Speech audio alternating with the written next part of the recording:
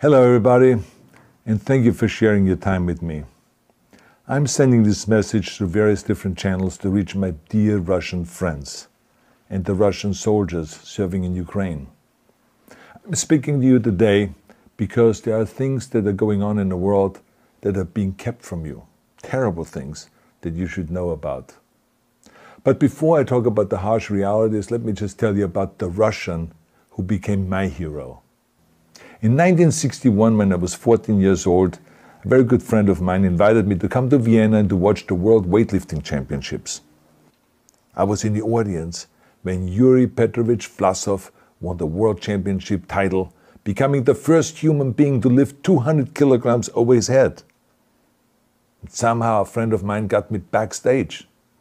All of a sudden there I was, a 14-year-old boy, standing in front of the strongest man in the world. I couldn't believe it. He reached out to shake my hand. I still had a boy's hand. He had this powerful man's hand that swallowed mine.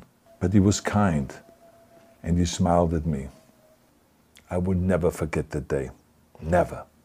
I went home and I put his photo above my bed to inspire me when I started lifting weights. My father told me to take down that picture and to find a German or an Austrian hero. He got really angry, and we argued back and forth. He didn't like Russians because of his experience in the Second World War. You see, he was injured at Leningrad, where the Nazi army that he was part of did vicious harm to the great city and to its brave people.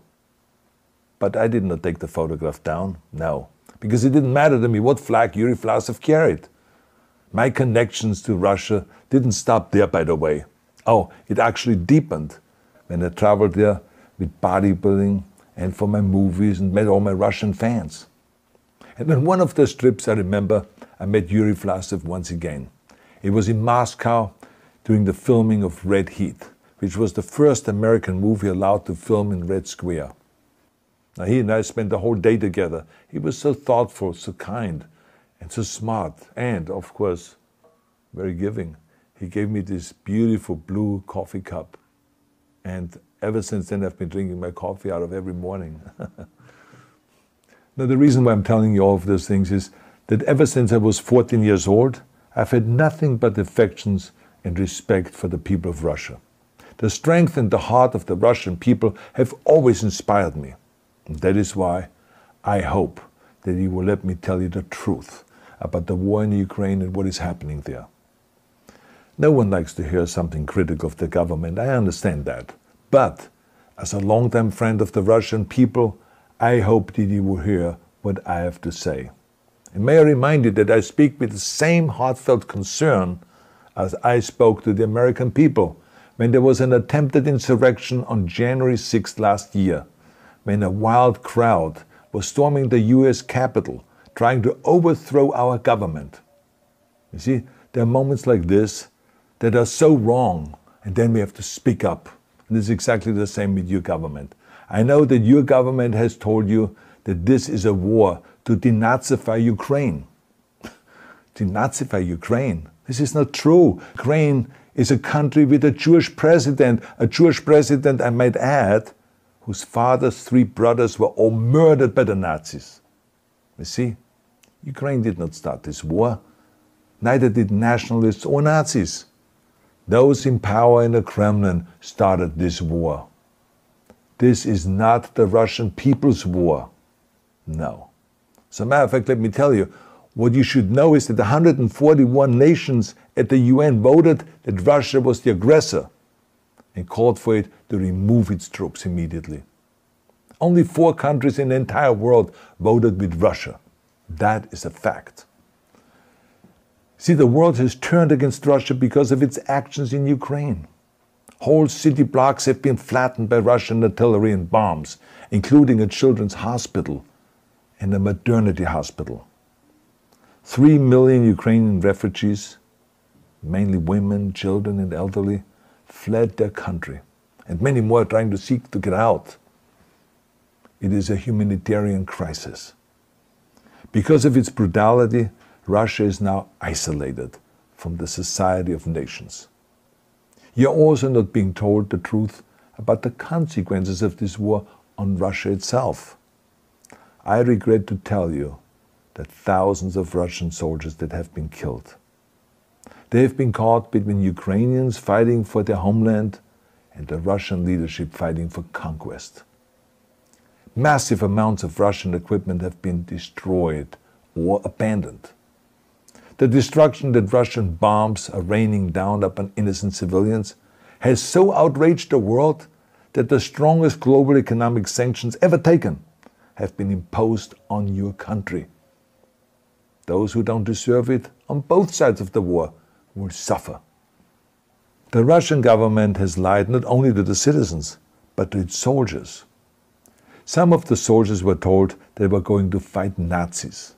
Some were told that the Ukrainian people would greet them like heroes. And some were told that they were simply going on exercise. They didn't even know that they were going into war. And some were told that they were there to protect ethnic Russians in Ukraine. None of this is true.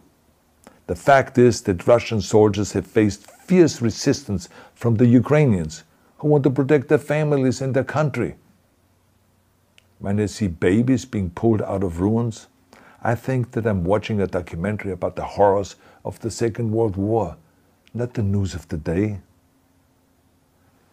Now let me tell you, when my father arrived in Leningrad, he was all pumped up on the lies of his government. And when he left Leningrad, he was broken, physically and mentally. He lived the rest of his life in pain. Pain from a broken back, pain from the shrapnel that always reminded him of these terrible years, and pain from the guilt that he felt.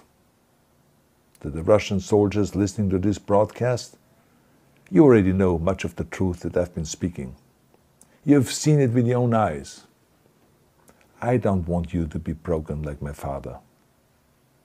This is not the war to defend Russia that your grandfathers or your great-grandfathers fought. This is an illegal war.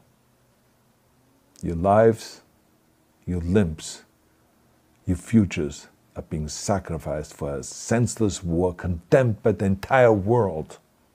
Now, to those in power in the Kremlin, let me just ask you, why would you sacrifice those young men for your own ambitions? To the soldiers who are listening to this, remember that 11 million Russians have family connections to Ukraine. So every bullet you shoot a brother or a sister. Every bomb or every shell that falls is falling not on an enemy, but on a school, or a hospital, or a home. I know that the Russian people are not aware of such things are happening. So I urge the Russian people and the Russian soldiers in Ukraine to understand the propaganda and the disinformation that you are being told.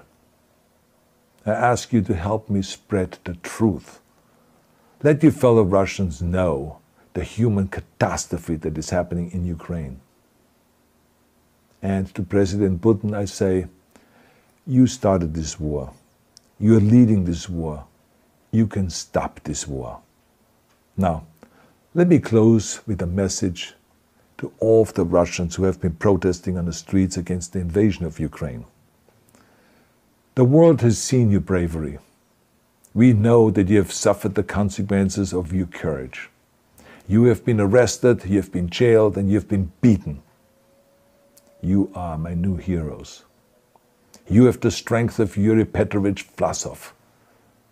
You have the true heart of Russia. My dear Russian friends, may God bless you all.